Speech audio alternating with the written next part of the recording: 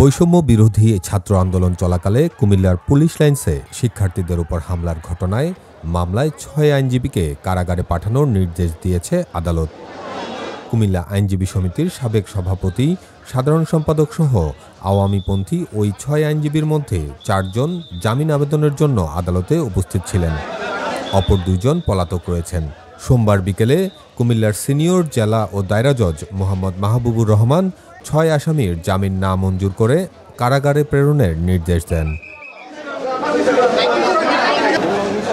জামিন না মঞ্জুর হওয়া ৬ আইনজীবী হচ্ছেন কুমিল্লা আইনজীবী সমিতির সাবেক সভাপতি মুস্তাফিজুর রহমান লিটন, সাবেক সাধারণ সম্পাদক জাহাঙ্গীর আলম ভূঁইয়া, সাবেক APP ANM Moin, advocate Ziaul Ahsan Chowdhury Sohag, advocate Saiful Islam Bhuiyan এবং অ্যাডভোকেট জাকির হোসেন। এর মধ্যে জিয়াউল হাসান চৌধুরী সোহাগ এবং অ্যাডভোকেট মঈন পলাতক রয়েছেন। বাকি ৪ জন আদালতে উপস্থিত ছিলেন, পরে তাদেরকে কারাগারে নিয়ে যাওয়া হয়। এদিকে শুনানি শেষে আসামিদেরকে কারাগারে নিয়ে যাওয়ার সময় বিক্ষুব্ধ ছাত্র জনতা তাদের উপর ডিম ছুঁড়ে মারে এবং ভুয়া ভুয়া বলে স্লোগান দিতে থাকেন। পরে পুলিশ ও সেনাবাহিনীর কড়া নিরাপত্তায় প্রিজন ভ্যানে করে আসামিদেরকে কারাগারে নিয়ে যাওয়া হয়।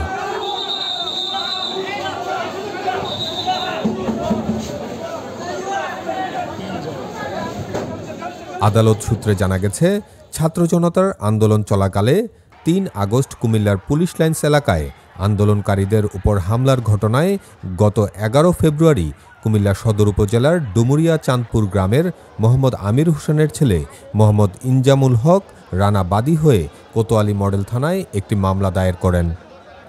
মামলায় সদর আসনের সাবেক সংসদ সদস্য হাজী আকম বাহাউদ্দিন বাহারকে প্রধান আসামি করা হয়। একই মামলায় কুমিল্লার আদালতের ২৬ আইনজীবীকে অভিযুক্ত করেন বাদী। মামলার পরে ২৬ আইনজীবী উচ্চ আদালত থেকে জামিন আনেন। জামিনের মেয়াদ শেষ হওয়ার পর সোমবার ২৪ আইনজীবী আদালতে হাজির হয়ে পুনরায় জামিন আবেদন করেন। এই সময় আদালত ৬ জনের জামিন না মঞ্জুর করে তাদেরকে কারাগারে পাঠানোর নির্দেশ দেন। কুমিল্লা আদালতের পিপি কাইমুল হক রিঙ্কু বলেন, মামলাটিতে ২৬১ জনের নাম উল্লেখ করে অজ্ঞাত আরও ২০০ জনকে আসামি করা হয়। সোমবার ২৪ জন আদালতে হাজির হয়ে জামিন আবেদন করেন। আদালত ৬ জনের জামিন নামঞ্জুর করেছেন। আজকে মামলা অনারেবল হাইকোর্ট থেকে ২৬ জন আইনজীবী আজকে ওনারা ৮ সপ্তাহ বেল নিয়ে আসছিলেন। আজকে বেলের মেয়াদ শেষ। লাগের কোর্ট শুনানি অন্তে ৮ জনের জামিন ৬ জনের জামিন নামঞ্জুর করছে। ২ জন আজকে আর হাজির হয় নাই, বাকি ৪ জন হাজির হয়েছেন। তাদেরকে জামিন আবেদন নামঞ্জুর করে কারাগারে পাঠিয়েছেন। আর যাদের বিরুদ্ধে এলিগেশন সরাসরি নাই তাদের জামিনের আবেদন চার্জশিট পর্যন্ত মঞ্জুর করছেন, অস্থায়ী জামিন। এদিকে মামলার শুনানি চলাকালে আদালত প্রাঙ্গণে বৈষম্য বিরোধী ছাত্র আন্দোলনের বেশ কয়েকজন নেতা ও সাধারণ ছাত্র জনতা আসামিদের বিচার দাবিতে স্লোগান দিতে শুরু করেন। এ সময় তারা বলেন, ৩ আগস্ট কুমিল্লায় যে নারকীয় তাণ্ডব চালানো হয়েছে, আদালতের মাধ্যমে তাদের বিচার নিশ্চিত করতে হবে। ৩ আগস্টের তাণ্ডবের সাথে অনেক আইনজীবী জড়িয়ে রয়েছেন, তাদের বিচারের আওতায় এনে দৃষ্টান্ত স্থাপন করতে হবে। এই মামলায় আসামিদের বিচার নিশ্চিত করতে কোনো আইনজীবী যদি অসহযোগিতা করে, তাদের বিরুদ্ধেও প্রয়োজনীয় ব্যবস্থা গ্রহণের দাবি জানান তারা।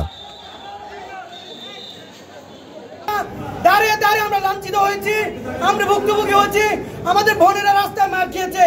আজকে কোনোভাবে যেন আইনের মাধ্যমে যেন আইনজীবীরাও কোনোভাবে ছাড় না পায়, কোনো আসামি যেন ছাড় না পায়। আমাদের দাবি কোনোভাবেই রাষ্ট্রীয় পৃষ্ঠপোষকতায় অথবা কোন ধরনের আইনজীবীর অসহযোগিতা নিয়ে, আইনজীবীদের ব্যর্থতা নিয়ে, কোন দুর্বলতাকে কেন্দ্র করে তারা যেন আইনের সুযোগ নিয়ে এই আদালত প্রাঙ্গণ থেকে জামিনের সুযোগ না পায়, তাদের দাবি তাদের বিচার যেন সর্বোচ্চটুকু নিশ্চিত করতে পারে।